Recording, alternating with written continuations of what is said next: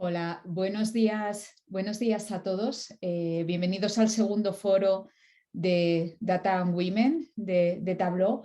Y hoy tenemos un tema, yo creo que muy interesante para todos, un tema del que prácticamente todos los días, si abrimos el periódico, si escuchamos las noticias, está en los titulares, y es el tema de la sostenibilidad.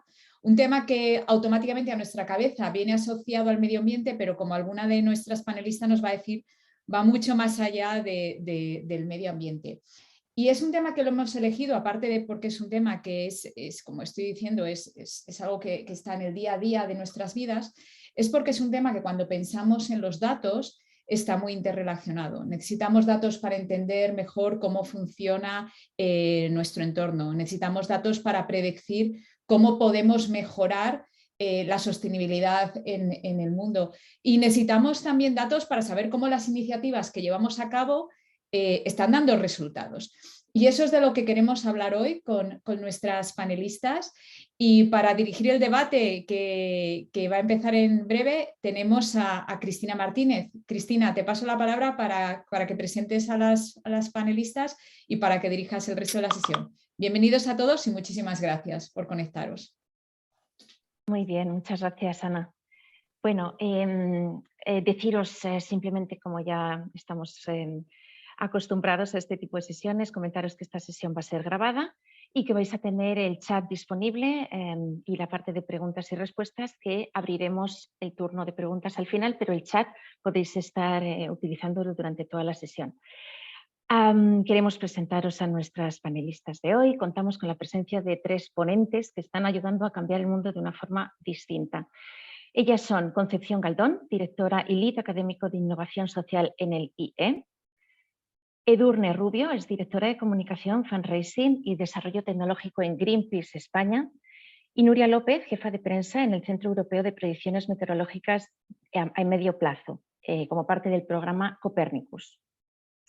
Si os parece, vamos a comenzar preguntando a Concepción su visión, y esto nos ayudará un poco a posicionar el tema de la sostenibilidad y la situación en España. Después vamos a pasar a hablar con Edurne y terminaremos con Nuria. Así que, bueno, vamos comenzando. Hablemos de sostenibilidad. Concepción, ¿qué es la sostenibilidad? ¿Qué es lo que realmente significa? La sostenibilidad es un concepto muy amplio, que es una palabra, ¿no?, que mucha gente usa, y yo creo que lo que significa en la mente de cada persona posiblemente es diferente, pero la definición formal que a mí me gusta es la que está alineada con los Objetivos de Desarrollo Sostenible, que hace referencia a conseguir cubrir las necesidades de las generaciones presentes sin dañar las posibilidades de las generaciones futuras de cubrir sus propias necesidades. ¿Esto qué significa? Esto significa que la sostenibilidad en realidad tiene 3 elementos fundamentales. Está definitivamente la parte del medio ambiente, pero también, que es imprescindible porque si no, las generaciones futuras no podrán cubrir sus propias necesidades, ni posiblemente los que estamos aquí ahora dentro de algún tiempo, pero tiene también necesariamente la parte social y de desarrollo económico. Es decir, algo que es importante entender en el tema de la sostenibilidad es que es artificial, es ficticio, es absurdo incluso pretender hacer lonchas de los temas de sostenibilidad, ¿no? A mí solo me importa el tema medioambiental, a mí solo me importa el tema de desarrollo económico, o qué pasa con los temas de pobreza. Todo está íntimamente interrelacionado. No se puede abordar el tema de clima o la protección del medio ambiente de ninguna forma que sea ni medianamente seria sin comprender los efectos que esto tiene sobre poblaciones enteras, ¿no? Los desplazamientos climáticos, el perjuicio que se hace a muchísimas personas por obligarles a estar en lugares donde no pueden conseguir comida, porque es imposible, ¿no?, vivir en países que no deberían existir como tales, en los que nadie querríamos vivir. No se pueden entender los conflictos geopolíticos sin entender cuestiones de desertización, de cambio climático. No se puede hablar de cambio climático y no hablar de desigualdad, de género, ¿no? Entonces, la sostenibilidad realmente es cómo conseguimos que todas las personas de manera inclusiva tengan acceso a un estilo de vida que les dé felicidad, que les sea satisfactorio, de una manera que sea amable y protectora con el planeta. Y todas estas cosas, lo que lo hace complicado es que es necesario conseguir todas estas cosas a la vez, ¿no? Podríamos llevar las emisiones a cero, pues simplemente confinándonos todos. Y entonces aumentaría la pobreza, aumentarían las migraciones, aumentaría la desigualdad. No, el planeta encantado, feliz, ¿no? Como en el confinamiento, los jabalíes corriendo por las rozas por Madrid. Pero este no es el objetivo. El objetivo es construir un tejido económico y social que sea capaz de ofrecer bienestar de manera con las mismas oportunidades a todas las personas y de forma responsable para con la naturaleza. Y eso es lo que lo hace complicado y por eso la tecnología es tan importante. Esa iba a ser la segunda pregunta. ¿Cuál es el rol realmente de la tecnología y del dato, ¿no?, para avanzar en sostenibilidad y por qué estamos mezclando estos dos conceptos? Cuando tú comprendes la complejidad que tiene conseguir un desarrollo económico inclusivo que a la vez sea sostenible desde el punto de vista medioambiental, inmediatamente te das cuenta de que es algo imposible sin nuevas tecnologías, ¿vale? Por ejemplo, muchas personas equivocadamente piensan que es imposible tener un desarrollo económico que no vaya uno a uno vinculado al crecimiento de las emisiones de carbono. En la historia de la humanidad ya hubo un momento en el que fuimos capaces de desvincular los patrones de crecimiento de nuestros productos interiores brutos frente a patrones de crecimiento de nuestra principal fuente energética entonces. Estoy hablando de la revolución industrial. Hasta la revolución industrial, cuando veías gráficas de crecimiento económico y de población, iban uno a uno. ¿Por qué? Porque la principal fuente de energía de nuestras economías previo a la revolución industrial eran estos, ¿vale? Y los animales con los que trabajábamos. En la revolución industrial, gracias a la revolución tecnológica, vemos por primera vez que la población, que era nuestra principal fuente de energía, empieza a ir por un camino y el crecimiento económico va por otro. ¿Qué pasa a emparejarse? Pasa a emparejarse el crecimiento económico con las emisiones de carbono, ¿vale? Ya hoy estamos viendo que hay países que gracias a que han invertido en otras tecnologías han sido capaces de nuevo desvincular su crecimiento económico de lo que venía siendo tradicionalmente la principal fuente de energía de base de carbono. Países como Suecia o Noruega, por ejemplo, ves que durante los últimos 20 años han sido capaces de crecer su Producto Interior Bruto mientras a la vez bajaban las emisiones de carbono. No podemos pensar que un futuro sostenible es un futuro en el que tenemos un tejido industrial igual que el que tenemos ahora, solo que con apaños. Esto es imposible. Un futuro sostenible desde el punto de vista social y medioambiental necesariamente es un futuro en el que nuestro tejido económico es distinto y por lo tanto va súper vinculado al proceso de digitalización. La transformación digital está muy vinculada con la transformación hacia un nuevo tejido productivo que permita una inclusión socioeconómica a la vez que protegemos el medio ambiente. Y el tema del análisis de datos es una de las herramientas críticas de este nuevo tejido productivo que tiene que ser mucho más eficiente y que tiene que ser capaz de ser mucho más inteligente en cuanto al despliegue y uso de todo tipo de recursos, que es algo que es imposible de hacer en ausencia de un análisis de patrones, de datos, desde niveles muy pequeños de fábrica hasta niveles muy grandes de grandes movimientos de población.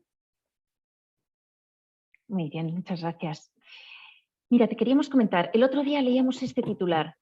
Más de 5,5 millones de personas aún no tienen acceso a Internet en España. ¿Qué opinas de este tema? ¿Realmente la tecnología puede aumentar la brecha de la desigualdad?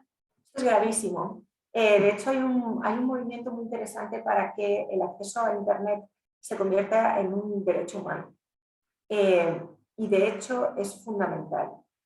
En la sociedad actual, cada vez estamos siendo capaces de ofrecer acceso a más servicios a través de Internet y más información, más educación, formación. Esto es absolutamente fundamental, pero si mientras que volcamos más servicios en herramientas digitales, no trabajamos porque todas las personas tengan acceso a esas herramientas digitales, lo que estamos creando es desigualdad. Entonces, todo el proceso de digitalización que, empleado de algunas maneras, es muy bueno para la sostenibilidad medioambiental, y subrayo empleado de algunas maneras, ¿vale? Porque hay maneras absurdas o ridículas de usar herramientas digitales, que de hecho blockchain es un buen ejemplo, Bitcoin concretamente es un buen ejemplo de una cosa muy absurda y muy dañina para el medio ambiente, ¿no? Pero usado de la manera correcta, la digitalización es algo que puede ser muy bueno para el medio ambiente, pero puede ser muy malo para la sociedad si hay bolsas enteras de sociedad que se quedan fuera. Hay, por ejemplo, ahora mismo el debate en España con el tema de la banca y las personas de más edad. La bancarización que se hace a través de Internet es una manera de hacer bancarización que usa menos recursos físicos, por ejemplo, y que desde ese punto de vista puede ser buena. También es una manera de bancarización que es muy capilar y que en ese sentido para cualquier persona que esté en entornos rurales y que tenga un acceso a Internet puede ser muy buena. Pero ¿qué pasa si estás en un entorno rural, eres una persona mayor, no tienes coche y no tienes una oficina? Entonces, todas estas cosas hay que pensarlas bien, y me parece que hay un tema importante de acceso que no es solo infraestructura. El acceso no es solo infraestructura, el acceso también es formación y mentalidad y empoderamiento. Y creerte que tú lo puedes usar. En el Centro de Innovación Social y Sostenibilidad de IE tenemos un proyecto desde hace un tiempo con JP Morgan Chase y con el Ayuntamiento de Madrid para promover la digitalización de los pequeños comercios de la ciudad de Madrid, especialmente en zonas vulnerables. En Madrid, todas las tiendas tienen un canuto de Internet, ¿vale? De hecho, les viene junto con el teléfono. O sea, que todos lo tienen. Prácticamente todos tienen un ordenador. Bueno, malo, medio pensionista, pero lo tienen. Pero no todos son capaces de vender a través de Internet y de aprovechar Internet como un canal para llegar a sus clientes y para que la gente de su barrio conozca que ellos existen y que vayan a sus tiendas. No es un problema de infraestructura. Es un problema de formación y de acceso real, de empoderamiento, de mentalidad, ¿no? Entonces, es un tema, yo creo, muy crítico y muy importante que, de nuevo, está vinculado y afecta a nuestra capacidad para proteger el medio ambiente sin dañar nuestros sistemas productivos, pero afecta también a los temas de inclusión social y donde la tecnología y el acceso real a tecnología, que de nuevo no es solo tener el cacharro, sino de verdad sentir que eres alguien que es capaz de usarlo, es absolutamente crítico. Fenomenal, muy claro. Muchísimas gracias, Concepción. Vamos a dar ahora la palabra a Edurne, a quien agradecemos que esté con nosotras. Conocemos Greenpeace, pero si quieres presentarte y contarnos un poco acerca de tu dedicación, Edurne. Sí, claro. Bueno, en primer lugar, gracias por invitarnos a estar en este foro, tan súper bien acompañadas, en un momento en el que además Greenpeace está poniendo mucho el foco a nivel internacional en todo lo que tiene que ver con la transformación digital y en este caso también mucho el foco en datos, que es un poco de lo que vamos a hablar, ¿no? Bueno, supongo que conocéis Greenpeace, es una organización internacional independiente, imparcial, que tiene en su misión la defensa del cuidado del medio ambiente y la protección de la paz también. Y como parte de esa misión, bueno, pues es una organización que también ha evolucionado, ¿no? Desde un momento en el que cuando nace como una acción para parar unas pruebas nucleares en un archipiélago en Canadá hasta el día de hoy. Una evolución que hoy está muy relacionada justo con lo que estaba comentando Concepción, ¿no? Que es cómo el trabajo que hacemos tiene que ser interseccional. No podemos hablar exclusivamente de cuidado del medio ambiente sin hablar de las desigualdades y de la justicia social, ¿no? Entonces, en este camino es un poco donde estamos posicionando ahora mismo las demandas que tienen que ver con conseguir empujar un cambio profundo y absolutamente radical, un cambio de sistema que haga posible pues, un modelo que sea sostenible con la vida en el planeta. en este punto, ¿cómo Greenpeace posiciona los datos en el centro de la toma de decisiones? ¿Cómo os ayudan, ¿no? Vamos a centrando Bueno, el pues tiro en el dato. es importante poner el foco en el propósito, ¿no? Para hablar de cómo utilizamos los datos. Al final, los datos son una herramienta más, pero son una herramienta muy poderosa para ganar campañas de forma más rápida y más eficiente, gracias al valor estratégico que sabemos que nos puede brindar la tecnología y en este caso también los datos, ¿no? Una herramienta crucial en la hora de tomar decisiones de forma ágil y a la hora de tomar mejores decisiones, ¿no? No basarnos en lo que es la intuición, bueno, lo que yo creo, lo que yo siento, sino realmente los recursos que tenemos son limitados, el tiempo que tenemos también es limitado, sabemos que esta es una década decisiva para frenar la crisis climática y tenemos que apuntar muy bien a hacer un trabajo, lo que decimos de acupuntura, para señalar dónde están las principales causas y cambiarlas y también llegar hasta el punto que puede, esa palanca de cambio, ¿no? Nuestra teoría del cambio, nuestra teoría para conseguir ese cambio de sistema radical de que hablamos, que además sea interseccional, se basa en cambiar mentalidades y cambiar dinámicas de poder. Y sabemos que ese cambio de mentalidades y de dinámicas de poder no lo podemos conseguir desde una organización. O sea, lo que necesitamos es trabajar en alianzas y necesitamos movilizar a la sociedad civil, ¿no? Nos basamos en un análisis de una experta en ciencias políticas, Erika Chenoweth, que, bueno, haciendo un estudio de movimientos de desobediencia civil, dijo que bastaba con movilizar el 3,5% de la población para conseguir un cambio concreto, ¿no? Entonces, esto es un poco lo que es nuestra inspiración, lo que llamamos construir people power, que es al final cuál es mi reto estratégico, trabajar desde la comunicación, trabajar desde el desarrollo tecnológico para conseguir ese people power, crear esa comunidad de acción política que nos permita activar a ese 3,5% de la población, ¿no? Y ahí es donde los datos son clave, ahí es donde los datos nos pueden ayudar a conseguir una transformación real en la manera en la que conectamos con la gente, en la manera que conseguimos movilizar. Lo has apuntado bastante en esta respuesta. La siguiente pregunta era cuáles son los retos que estáis teniendo a día de hoy. Creo que lo has clarificado un poquito al final de esta respuesta, pero si quieres matizar. Bueno, pues la verdad es que los retos, justamente hemos hecho un trabajo como muy detallado, ¿no? en el último tiempo de cuáles son los retos y cómo vamos a conseguir superar esos retos, porque desde hace mucho tiempo en Greenpeace, en las distintas oficinas en todo el mundo, recogemos muchos tipos de datos, pero el año pasado, ya de una manera global, en un esfuerzo liderado desde Greenpeace Internacional, dedicamos un tiempo a hacernos estas preguntas, ¿no? ¿Estamos recopilando los datos que necesitamos? ¿Estamos haciéndonos las preguntas correctas, ¿no? Sabemos que también tienes los datos, necesitas recursos para analizar esos datos, necesitas recursos para buscar soluciones y recomendaciones y luego determinamos que nos enfrentamos a distintos tipos de retos, ¿no? Como hasta 5 tipos de retos.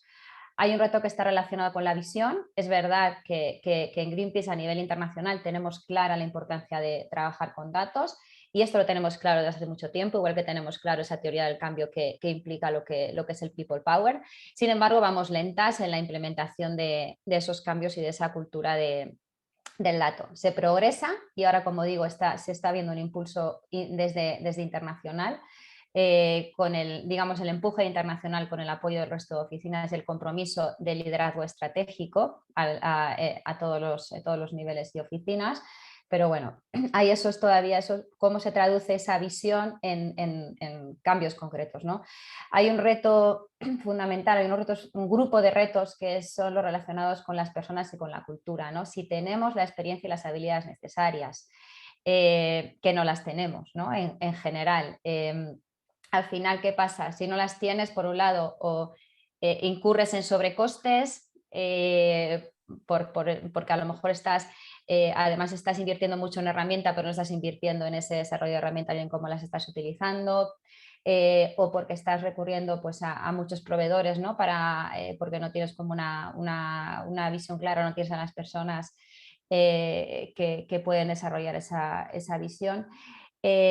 Y relacionado con esto hay un reto enorme que seguramente os sonará, que es la dificultad para cubrir puestos de personas expertas en datos, ¿no? Porque al final también ahora mismo es un perfil súper buscado en todos los sectores y realmente nosotros, por ejemplo, tenemos un puesto abierto, para que os hagáis una idea, un puesto de nueva creación de coordinación de datos desde octubre y no lo hemos conseguido cubrir todavía, ¿no? Entonces, bueno, ese es un reto al que nos enfrentamos y que somos conscientes que tenemos las organizaciones del tercer sector y que tenemos que abordar de una manera distinta a cómo hemos venido abordando también la selección de personas hasta el momento. Y luego hay otra cosa también relacionada con personas y culturas que tiene que ver con lo que llamamos el data literacy, que es irregular en distintas oficinas y es irregular en distintos departamentos. Sabemos que tenemos que trabajar el talento, la confianza, la colaboración, el cambio de mentalidad, ¿no? Así de manera muy rápida, pues hay otro grupo de retos que digamos agruparía lo que es que no hemos tenido esfuerzos coordinados, digamos, históricamente en lo que es el trabajo con datos y es algo que estamos cubriendo ahora. También data governance, que es variable según las oficinas, el trabajo en silos, en fin. Hay una serie de retos a que nos enfrentamos de los cuales sobre todo destacaría esa parte de la visión que ahora mismo somos muy conscientes y que requiere el apoyo del liderazgo estratégico y lo tiene, ¿no? Y también esa parte de cómo como personas que estamos trabajando en la organización nos transformamos y adquirimos las habilidades necesarias y las incorporamos con personas externas también para cubrir esos retos que tenemos. Perfecto. Continuamos con otra pregunta. ¿Qué importancia tiene usar los datos para conseguir un mundo más sostenible desde tu punto de vista? ¿Y cuál es vuestra hoja de ruta? Pues la importancia, yo lo que me sale responder es qué importancia tienen los datos hoy en día para todo. O sea, realmente o trabajas, no hay otra vía que trabajar desde utilizar los datos en el beneficio, con el propósito que tú estás persiguiendo, ¿no? Y evidentemente acorde con unos principios y valores que al final es otra de las cuestiones, ¿no? que están sobre la mesa cuando hablamos de datos. En todos los grandes cambios históricos, como digo, el cambio se impulsa desde la ciudadanía y la tecnología es la herramienta que nos puede ayudar a llegar a otro nivel. Ahora mismo sería muy naif, ¿no? Pretender mirar hacia otro lado o decir, bueno, ya nos pondremos a trabajar en eso. Te quedas fuera, ¿no? Es una pérdida de oportunidad y además es digamos, en positivo y también un retroceso desde el punto de vista del trabajo que puede hacer la organización. Y a nivel de hoja de ruta, estamos en un momento clave, súper interesante desde mi punto de vista. Como digo, el año pasado hubo un compromiso del liderazgo internacional de impulsar lo que se ha venido a llamar la Tech Vision.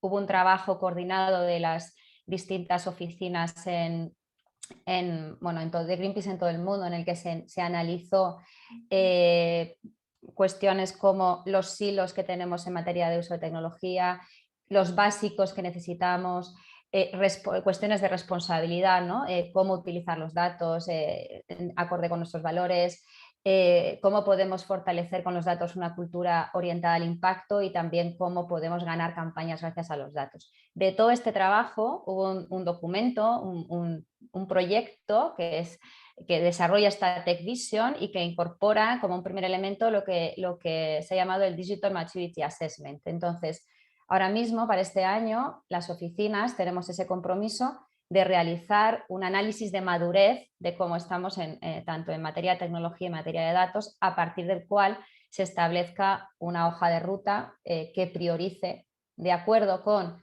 las necesidades y las posibilidades de cada oficina de Greenpeace, pues una serie de proyectos, una serie de actividades, ¿no? Y en el caso concreto de Greenpeace España, estamos además creando un nuevo área de desarrollo tecnológico. Antes, evidentemente, este trabajo no es nuevo, desarrollo tecnológico. Greenpeace siempre ha apostado por la innovación, pero lo hemos tenido en 3 áreas diferenciadas de la organización, ¿no? Y al final esto dificultaba tener una mirada estratégica y una punta de lanza.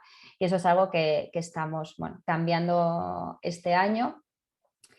Mientras, al mismo tiempo, o sea, en paralelo y como parte también de esa hoja de ruta, seguimos trabajando con toda la investigación de audiencias, o sea, de dato enfocado a audiencias tanto cuantitativa como cualitativa. Es un trabajo que iniciamos en 2019, pero con mucha fuerza en el año 2020, desarrollando nuestro propio modelo de análisis de audiencias y bueno, nos está sirviendo también de puerta de entrada, ¿no? Muchas veces a entender la importancia de los datos, porque hasta ahora se entendía desde el punto de vista de lo que tiene que ver con el fundraising, la recaudación de fondos, socios, socias, ¿no? Como que es mucho más natural, ¿no? Es, digamos, el análisis de datos en ese sentido, muy centrado muchas veces en lo cuantitativo. Sin embargo, este trabajo con audiencias, que está siendo súper interesante y transversal, está ayudándonos a extender el trabajo de datos en el conjunto de la organización. Muy bien, muchas gracias, Edurne. Vamos a pasar ahora a hablar con Nuria, te queremos dar la bienvenida. Muchísimas gracias por estar aquí. Y vamos a hacerte unas cuantas preguntas también para conocer tu punto de vista, ¿vale? Lo primero que te queríamos pedir era si nos puedes contar con más detalle en qué consiste el proyecto europeo Copernicus, qué servicios, ¿no?, ofrece. Bueno, lo primero, daros las gracias por invitarme. Es un lujazo formar parte de esta pequeña, esta gran comunidad un ratito, y sobre todo por poner de relevancia y el foco la cuestión de los datos, ¿no? Tengo el director del Servicio de Vigilancia Atmosférica, siempre dice una frase, no se la quiero copiar, pero me parece que lo describe muy bien: no podemos gestionar lo que no podemos medir, ¿no? Y eso, de cara a, creo que ya alguna compañera lo ha apuntado, de cara a lograr alcanzar los objetivos de la Agenda de Desarrollo Sostenible, es fundamental saber cómo estamos avanzando, y esto sin los datos pues no es posible, ¿no? Yo vengo un poco a poner el tono un poco científico. Bien, bien. espero que os interese, en tanto en cuanto nosotros somos proveedores de datos para el uso de organizaciones como las vuestras, ¿no? Entonces, bueno, os cuento un poco sobre el programa Copernicus. Es el programa de observación de la Tierra de la Unión Europea, que pone un foco o mira al estado del planeta y al medio ambiente en beneficio fundamentalmente de los ciudadanos europeos, pero también ofrecemos servicios y productos con un ámbito más regional, o sea, más amplio y más global, ¿no? El programa tiene 3 componentes fundamentalmente. Tiene el componente espacial, el componente de los satélites. Tenemos el componente in situ, con estaciones de medición terrestres en el mar, por ejemplo boyas, o por ejemplo barcos, o en el aire, por ejemplo con barcos. Y luego está el componente operacional, que sería donde yo trabajaría concretamente. Es decir, el programa tiene como 6 áreas o 6 temas en los que trabaja fundamentalmente, que son el cambio climático, la vigilancia atmosférica, la gestión de emergencias, la seguridad, la tierra y los mares. Para daros un poquito de realidad en toda esta teoría, recordaréis obviamente, como no, el volcán de La Palma. No sé si recordáis que de vez en cuando en las noticias hablaban del sistema de emergencia de Copérnico, se ha reportado. Bueno, esto era el componente cartográfico del sistema de emergencias, en el que daba información sobre cómo o qué áreas iban estando invadidas, ¿no?, por esta lengua de lava del volcán. Bueno, el programa Copernicus forma parte del programa espacial europeo y está regulado por la política espacial europea. Esta política espacial europea también regula el Pacto Verde o la estrategia digital. Así que ahí vemos, ¿no?, cómo están intrínsecamente relacionados, puesto que además a la vez están regulados por la misma política. Y luego el programa está implementado por diferentes entidades, ¿no?, en representación de la Comisión Europea.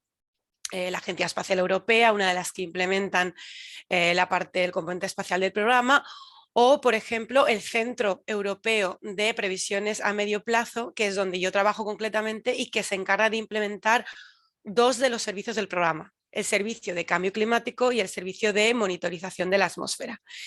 Bien, pues aquí hacemos, digamos, nos beneficiamos de la tremenda posición o referencia mundial con la que cuenta o prestigio con el que cuenta el Centro Europeo de Predicciones a Medio Plazo, por los modelos de predicción, los modelos numéricos, el enorme background científico. Es una organización con más de 45 años de existencia y formada por 35 Estados miembros de Europa y con una gran capacidad para gestionar datos, con su gran supercomputador, como llaman, que empezará a funcionar este año desde Bolonia, porque solo imaginaros, para daros un dato, que entran diariamente 800 millones de observaciones en nuestros ordenadores que tienen que ser gestionados. Y eso es uno de los datos de la parte de la oferta de los datos, ¿no? Y cómo gestionar todos esos datos requiere muchos recursos. Y todo esto entra en modelos informáticos y se genera información directa, ¿no? Digamos filtrada y limpia, ¿no? Porque todo lo que entra a los satélites no lo puedes utilizar para dar información de utilidad a los usuarios. Por ejemplo, para que os hagáis una idea, el Servicio de Cambio Climático publica regularmente, mensualmente, el boletín climático con información sobre algunas variables climáticas, como por ejemplo la temperatura, la precipitación, la masa de hielo. No sé si recientemente habéis oído que, bueno, publicamos que los últimos 7 años habían sido los más cálidos, ¿no? Ese tipo de información, ese tipo de conclusiones es a la que llegamos cuando hacemos bueno, un estudio del pasado, de la tendencia de los datos, ¿no? El Servicio de Cambio Climático además hace anualmente un estudio, el Informe Europeo sobre el Clima, con una visión más profunda de otras variables. Hacemos un foco especial en el Ártico. El Ártico es una zona muy importante porque se dice, ¿no?, que lo que está pasando en el Ártico viene a pasarnos después a nosotros, así que monitorizar todo lo que está ocurriendo allí es fundamental.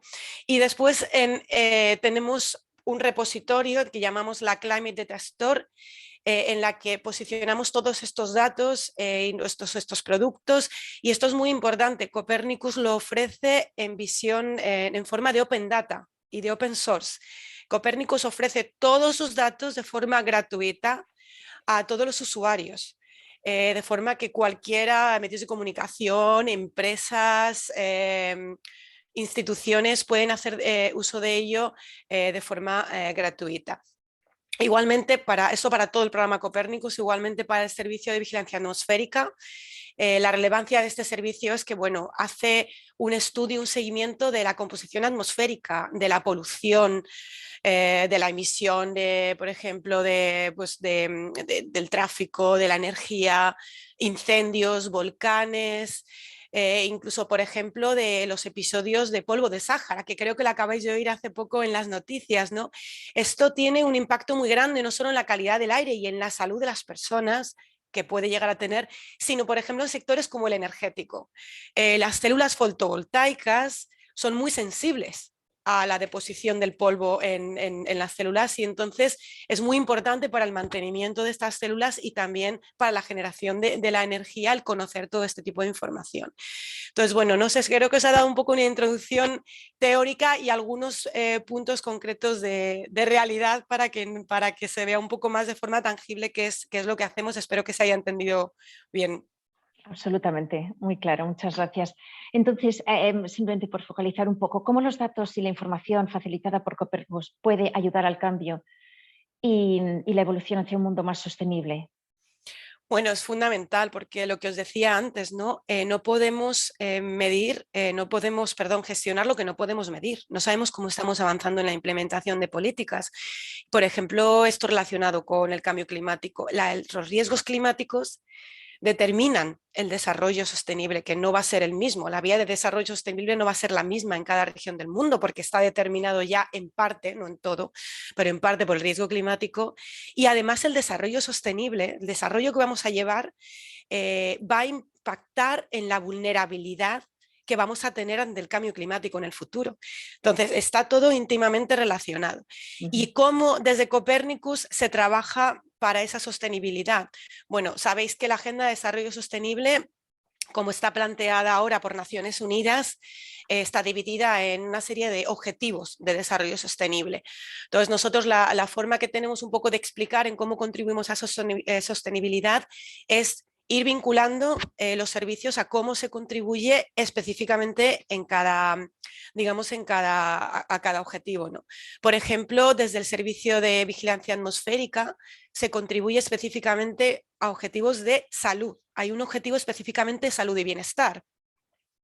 No sé si habéis visto hace poco, hemos lanzado un comunicado con el London School for Tropical and Hygienic Medicine, y este estudio ha concluido que durante los 6 primeros meses de la pandemia, todas las medidas que se implementaron bueno, para contener la pandemia tuvieron un impacto en el medio ambiente, ¿no? En la calidad del aire. Y se ha determinado que se han reducido hasta en 800 el número de muertes. La pandemia nos ha dado un contexto único de estudio para saber, ¿no?, cómo es esta relación entre la calidad del aire y la salud. Y este tipo de estudios, este tipo digamos, de teorías son cosas que están hechas con datos de Copérnicus, y ahí es como podemos contribuir concretamente, ¿no?, a estudios, desarrollo de políticas encaminadas a mejorar la salud con evidencia científica como la que hemos facilitado a través de este estudio. Luego, obviamente, contribuimos al objetivo de la acción climática, ¿no? Pues por monitorización de la temperatura. Es fundamental saber cómo estamos avanzando hacia el Acuerdo de París. Si vamos a mantener la temperatura de 1,5 grados como máximo por encima ¿no?, de lo que de la media de la media de la era preindustrial. Esto necesita medirse para saber cómo estamos avanzando. Hay un servicio, de hecho, que vamos a sacar en una serie de años, que se llama el Servicio de Monitorización de Emisiones de CO2. Actualmente no se pueden medir las emisiones, lo que se mide son las concentraciones, y todavía no sabemos cuánto, aunque hay estimaciones, corresponde exactamente a emisiones antropogénicas, a lo que genera la actividad humana. Este servicio viene a dar esa información en un futuro de todo lo que llegará por satélites. Seremos capaces, a través de modelización computacional, de identificar las emisiones concretas y posicionarlas en zonas geográficas, ¿no? Probablemente esto ya en Europa no va a haber una gran diferencia, porque se sabe, hay unas mediciones bastante completas, pero para el resto del mundo en algunas zonas va a poder suponer un gran cambio para implementar políticas de mitigación y reducir esos gases de efecto invernadero que están causando bueno, pues el cambio climático al que nos estamos enfrentando y que afecta a nuestra sostenibilidad. Así que bueno, creo que ahí tenéis unos cuantos ejemplos. Desde luego, muchas Cuéntame. gracias. Sí, bueno, esto no sé si ya es casi personal. ¿Cómo ha acabado una española trabajando en Copérnicus? Cuéntanos qué te ha motivado, ¿no?, a llegar hasta aquí. Bueno, mira, la verdad que hay muchos españoles y españolas trabajando en la organización científica en la que trabajo. Hay gente muy brillante de España trabajando fuera, sobre todo a nivel científico. Para mí es un honor trabajar en esta organización. ¿Y por qué llego aquí a trabajar? Bueno, tengo un recorrido internacional, podéis verlo en mi LinkedIn. Empecé pues trabajando en la red exterior de embajadas, gracias a la beca del Instituto de Comercio Exterior. Y bueno, ahí ya empecé a moverme, pues estuve en Asia, luego me moví a América Latina, estuve trabajando en Panamá en el programa de las Naciones Unidas para el Desarrollo. Panamá es una ubicación única para eso, porque es sede de muchos organismos internacionales y de ONGs. De hecho, tuve la ocasión de subirme a un barco de Greenpeace estando viviendo allí. Me ha encantado ver a Edurne. No, la verdad es que fue una experiencia maravillosa. Te abre pues a nivel, no solo a nivel profesional, sino personal, conocer bueno, el alcance de muchas cuestiones, ¿no?, que nos afectan, y el análisis, ¿no?, al que llegas. Y bueno, cuando decidí volver a Europa y vi esta oportunidad, pues me pareció que era un lugar maravilloso para trabajar, para tener un impacto en la vida de las personas, ¿verdad? Porque la cuestión del cambio climático es una cuestión que nos afecta a nosotros, a nuestro planeta, y que es fundamental pues atajar y trabajar para minimizar su impacto lo más posible. Muy bien, mil gracias, Nuria, de verdad. A vosotras. Si os parece, vamos a pasar ahora a unas preguntas que me gustaría que fueran compartidas por las tres, ¿vale? Entonces, si queréis, seguimos el mismo orden con el que hemos empezado. Concepción, Edurne y Nuria, o bueno, si queréis intervenir o saltar, en fin, esto ya es un poco al gusto, ¿vale? La primera pregunta sería ¿cómo una empresa tecnológica puede ayudar a la sostenibilidad? Pues vamos, lo primero que ya han explicado que la tarea en sí, ¿no? de usar la tecnología está vinculadísima con la sostenibilidad. Entonces, dependiendo de dónde esté tu empresa y exactamente qué haga tu empresa, me parece prácticamente imposible imaginarme una empresa tecnológica que no pueda hacer algo por promover la sostenibilidad. En el mínimo minimísimo, es empezando por pensar en tus propias operaciones. Dentro del ámbito de la tecnología, y conecto con también una de las preguntas que hay en el chat que tiene que ver con esto, las herramientas digitales son muy potentes, pero también generan problemas medioambientales. El otro día leía un paper en Harvard Business Review que decía que se espera que en pocos años las tecnologías digitales supongan más de un 14 o 15% de las emisiones de carbono del planeta.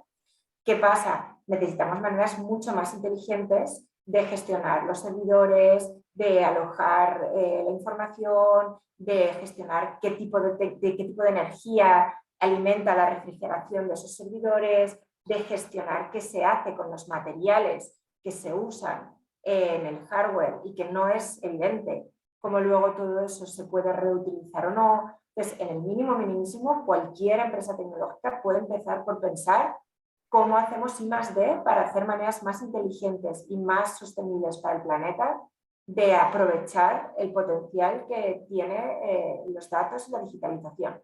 Porque la manera como se hace en la actualidad no es sostenible a largo plazo con el volumen de información que necesitamos poder gestionar precisamente para avanzar en sostenibilidad. Entonces, ahora mismo tenemos ahí como una especie de trampa, ¿no? En la que necesitamos mucha información y mucho análisis de datos y cada vez más datos para poder avanzar, pero estamos utilizando los datos de una manera que a su vez no es súper óptima, ¿no? Es mejor que no usarlo, pero no es súper óptima ahora mismo en este sentido.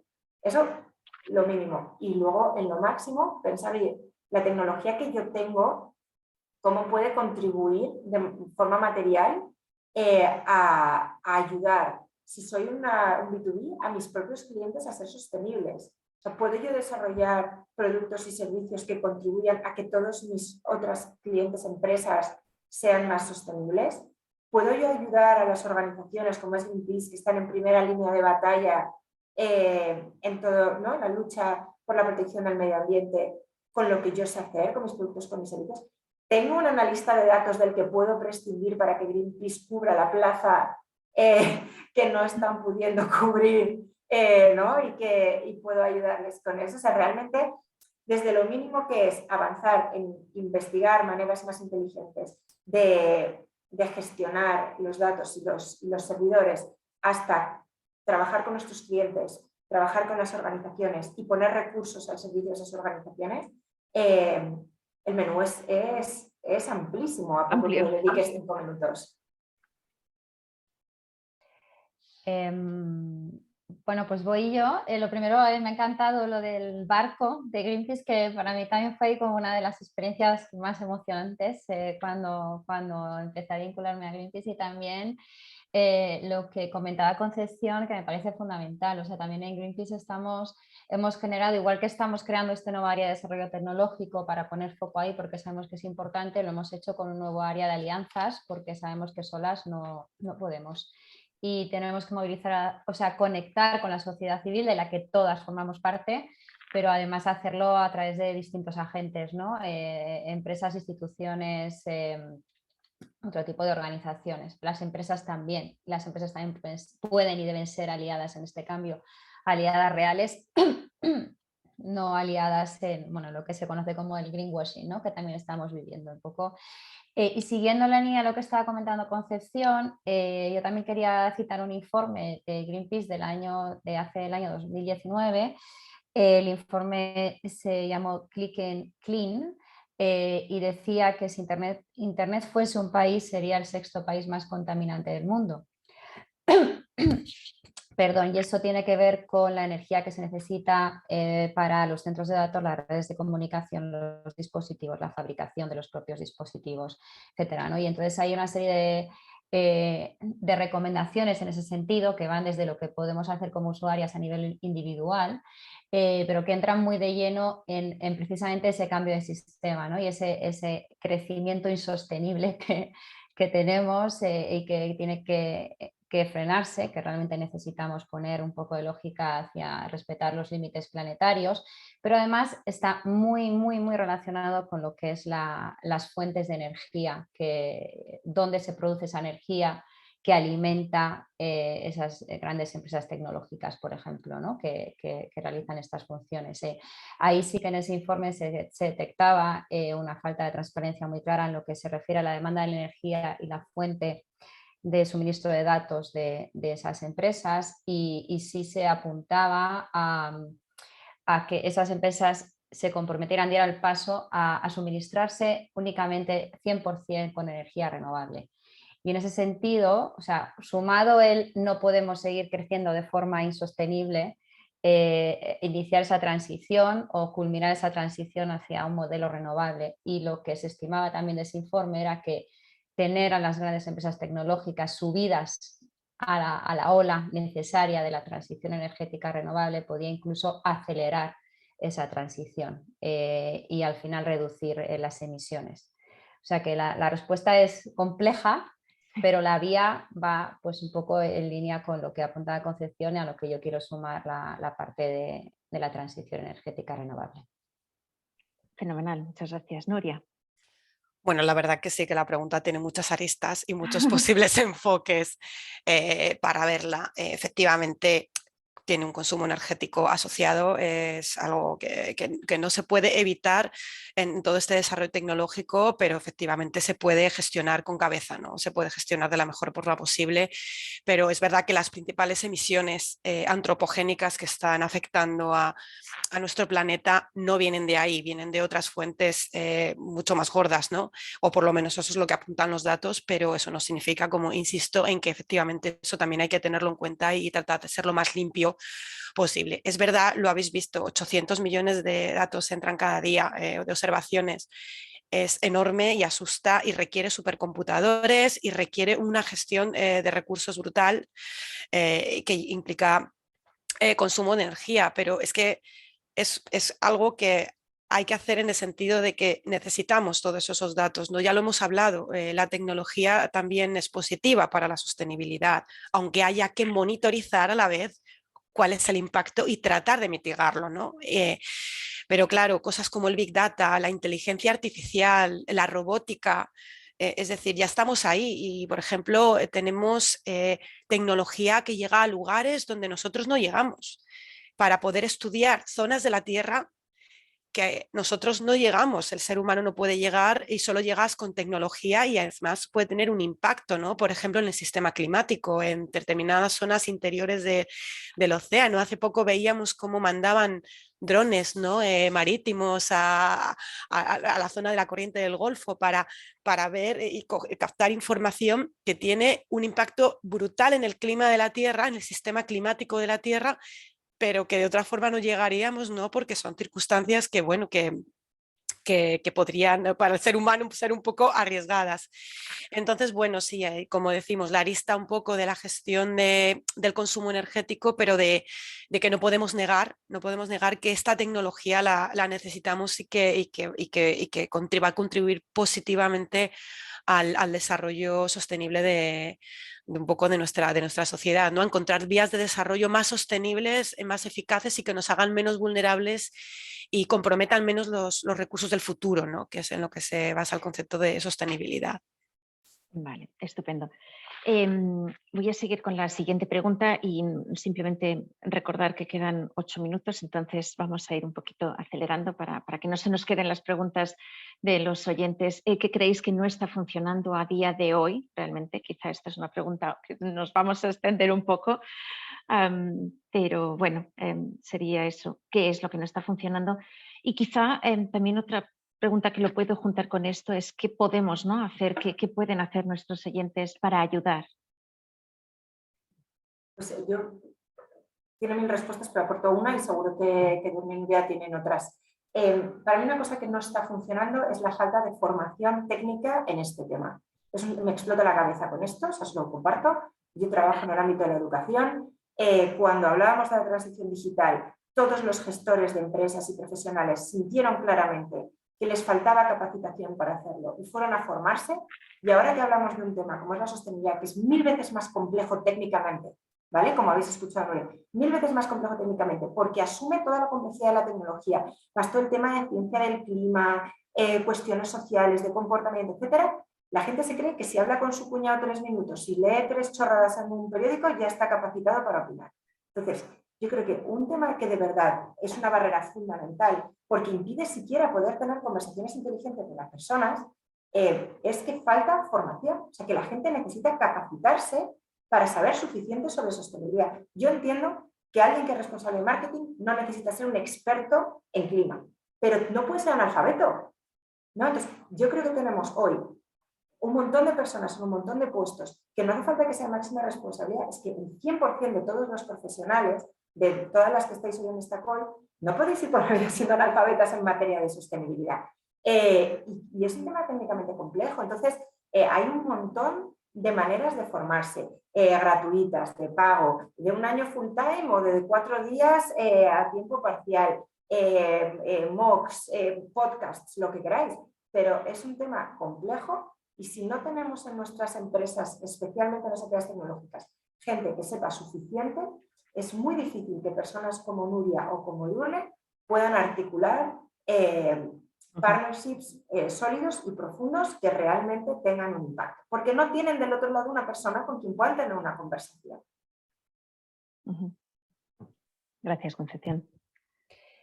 Yo también voy a aportar un punto y está relacionado con ese, pero desde otro ángulo y tiene que ver con algo a lo que yo he hecho referencia, que es el liderazgo, ¿no? Que es como esa formación, esa visión desde el liderazgo, tanto desconocimiento de las oportunidades, o sea que a veces nos creemos que estamos todavía cuando jugábamos al Spectrum, ¿sabes? Jugaba al Spectrum cuando era pequeña y ahora es como no, es que el mundo se ha transformado. Esto no es contratar esta herramienta y esta otra herramienta, es que el mundo se ha transformado y el cambio es holístico, tiene que ser holístico. La transformación digital no es un tema del área de desarrollo tecnológico, es un tema de cómo trabajamos, cómo nos relacionamos, en una era nueva en que las formas de comunicarnos han cambiado radicalmente, por ejemplo, ¿no? Entonces, esa falta de visión en puestos de liderazgo, y ya tendría que irme al origen de por qué está sucediendo esto, ¿no? Pero el no detectar las oportunidades hace que tampoco se pueda avanzar porque realmente no estás poniendo los recursos necesarios ni estás generando ese camino, ¿no? Estás abriendo ese camino. Bueno, añadiré un poquito de información. Mis compañeras ya han apuntado bastantes puntos interesantes, pero bueno, hace falta todavía mucha formación, información, educación de la ciudadanía. Es decir, tenemos que conseguir que se tomen decisiones basadas en el uso de datos. Yo sé que esto aparte implica superar una serie de retos, es cierto, pero también muchas veces es cultural. Cultural de tener visiones a lo mejor más cortoplacistas y no tener en cuenta que necesitamos tener en cuenta a largo plazo para avanzar de una forma más sostenible, y para poder tener ese largo plazo necesitas datos, necesitas proyecciones, necesitas conocer la evolución del viento en Europa y entonces pensar en cómo planificar tu producción energética de energía eólica, por ejemplo. ¿Qué más? Que la ciudadanía pida a las instituciones datos, porque esto también está ahí, ¿no? Y ya no un poco de la visión de Copérnicos, yo lo veo un poco como mi opinión personal. Necesitamos tener una sociedad educada para pedir evidencia sobre la información que se está dando. Y eso es una cosa que nosotros intentamos hacer desde Copernicus a través de la comunicación. No solo que la gente conozca los productos de Copernicus y ponerlos a disposición de la gente, sino también crear un poco de conciencia, ¿no? De que la gente entienda y conozca que hay una forma, una evidencia científica que avala cuestiones como el cambio climático y que es una realidad a la que los sectores económicos y otras organizaciones tienen que tener en cuenta para poder planificar, adaptarnos mejor a estos retos que se nos vienen o que ya están aquí y para mitigar también, ¿no? Las cuestiones de cambio climático o de salud cuando hablamos de emisiones o cuando hablamos de contaminación. Entonces un poco apuntaría sobre todo por ahí, aunque seguro que hay muchas cosas que nos dejamos en el tintero. Gracias. Bueno, por supuesto hay mucho, pero lo estáis creo que clarificando de verdad muy bien. ¿Recomendáis algún programa, alguna iniciativa, algún curso en España sobre estos temas que podéis recomendar? Yo tengo ahí un clarísimo conflicto de interés en mi respuesta, entonces disclaimer, yo trabajo en IE. Asterisco, asterisco, entonces, ¿vale? asterisco, asterisco. Entonces, nosotros concretamente tenemos un programa de formación ejecutiva que es de 4 días seguidos, 2 días por la tarde, 2 días completos, que es un poco lo que siempre quiso usted saber y nunca se atrevió a preguntar, sobre la visión de la sostenibilidad desde la perspectiva de las empresas, ¿vale? Que sea más sostenibilidad como ventaja competitiva y que va mucho a lo que hablaba Edurne de entender las oportunidades, de que cuando te adaptas hay todo un mundo de oportunidades para ti que requiere una inversión, pero que hay una oportunidad detrás. Y tenemos también otro programa que está más vinculado a temas de responsabilidad social corporativa, más para gente que quiere trabajar en ese espacio. Pero eso es a nivel de tiempo parcial lo que tenemos nosotros, aparte de programas full time, etcétera. Pero sé que, por ejemplo, Imperial College tiene un programa online que es gratuito, que podéis acceder a través de edX. Cambridge tiene también programas ejecutivos, MIT. O sea, realmente es que si te pones en Google y pones formación, sostenibilidad, es que te va a salir un menú de opciones. Yo conozco más el mío, pero sé que hay otros y que hay que formarse porque además hablaban del dinero en las preguntas. Los fondos de Next Generation son una súper oportunidad. Una súper oportunidad y hay que ponerse las pilas para poderlos aprovechar para que te apoyen financieramente a hacer esta transición. Gracias, un apunte. Cris, Nuria, sí, perdona. yo es que he levantado la mano, perdonad, Concepción, yo es que fui la que te busqué para ser una de nuestras ponentes, porque precisamente buscándote a través del programa. Entonces, bueno, has hecho el disclaimer que es perfecto, pero es que me interesó muchísimo tu programa. Entonces, bueno, quizás sea una de las inversiones en formación a futuro, pero te encontré por ahí. Entonces fue como una especie de hilo conductor y te buscamos a través de ahí. Entonces, bueno, ha sido todo un poco de inspiración porque, bueno, leímos sobre ti, te buscamos y bueno, gracias por todo lo que nos has aportado, pero bueno, yo fui un poco culpable de todo este tema que colaboró, bueno, estoy con el equipo en este programa y gracias por todo, de verdad. Gracias a vosotros. Me parece, mira, un programa interesante, más que por vender el programa, por explicaros de dónde viene la inspiración del programa. Todos los profesionales necesitan saber suficiente sobre sostenibilidad y esa es la inspiración del programa. No es un programa para personas que van a estar necesariamente en la función de líder de sostenibilidad. Quizás sí, algunos sí, pero no todos. Es para personas que saben que si saben suficiente sobre sostenibilidad serán mejores expertos en marketing, serán mejores analistas de datos, serán mejores analistas financieros, porque es algo absolutamente fundamental, ¿no? Entonces, por eso, al hilo de eso, da igual en qué área funcional estás, da igual si va a ser tu responsabilidad o no, en última instancia, cerrar el acuerdo con Copernicus o hablar con Edurne. Vas a ser mucho mejor profesional en lo que sea que hagas si sabes suficiente sobre sostenibilidad. Muchas gracias. Desde luego, muchísimas gracias. Si os parece, vamos a pasar a las preguntas que tenemos en el chat, ¿vale? Porque hay unas cuantas y las voy a ir leyendo. ¿Existe algún tipo de colaboración entre Greenpeace y otras instituciones públicas como Copérnico?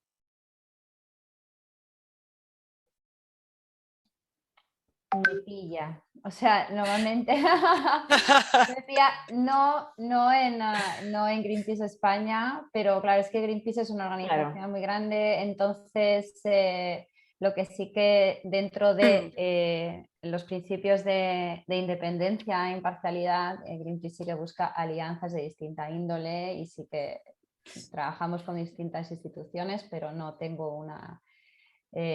puedo intentar averiguar. Igual Nuria tiene más información. Pues yo creo que no, porque creo que sabríamos, de hecho creo que tenemos hasta gente que ha trabajado con vosotros, pero obviamente estamos abiertos a ellos y seguro que Greenpeace, es decir, por ejemplo, nosotros trabajamos con la Organización Mundial de Meteorología, trabajamos en la elaboración del IPCC, es decir, trabajamos con muchas organizaciones, no necesariamente el sector privado, sino que el alcance es muy grande en diferentes sectores y estoy segura que en algún punto esa colaboración se podría dar, o incluso que Greenpeace quisiera utilizar nuestros datos y nuestros servicios libremente sin que hubiera mediación de contactar con nosotros, porque eso es algo que está ahí abierto a cualquier usuario, ¿no?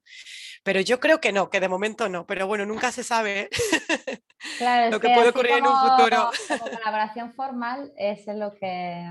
Otra cosa No, es yo creo como que no hacer el hay... programa y todo, sí, pero... No hay ningún MOU, Memorandum of Understanding, ni nada parecido en mi conocimiento.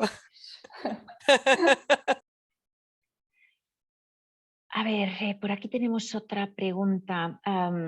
Comentáis que la transformación digital está vinculada al avance de la sostenibilidad.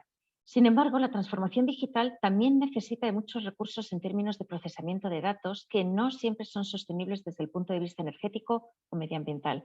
¿Cómo se conjugan ambas cosas? Bueno, yo creo que esto es algo que hemos comentado, ¿no? O sea, la tecnología es, como decía Nuria, absolutamente fundamental. El análisis de datos, no existe un futuro verde que no pase por invertir más y mejor en tecnología, pero queremos tecnologías mejores que las que tenemos para que la solución no se convierta en el problema.